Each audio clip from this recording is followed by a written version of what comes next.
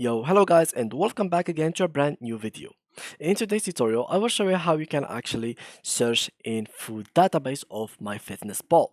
So first of all guys, if you don't have this application on your phone or PC, just have to go to your phone. If you have iOS, go to App Store and download it from there. If you have Android, you can just go to Google Play and download it from there.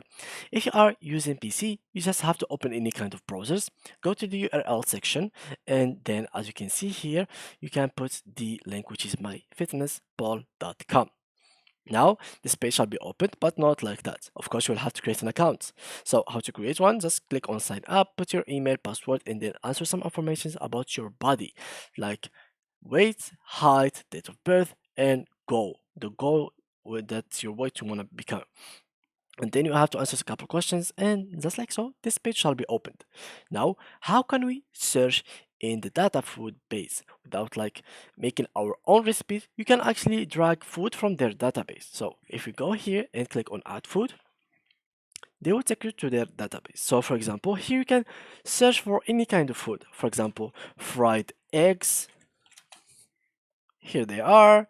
You can find chips. Sorry, chips, uh different kind. You can actually find Cheetos.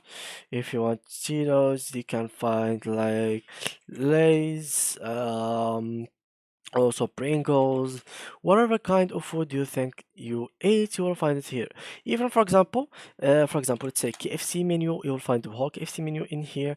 You can find McDonald's menu in here as well. So here's the fries, nuggets, cheeseburger, hash brown, double cheeseburger, small fries, cheeseburger, and so let's go on. So here is the full menu of cheese of McDonald's. If you have any other restaurant in your mind, you will be able to find it here. So yeah guys, that's how you can access search in database. Thanks a lot for watching and see you in the next video.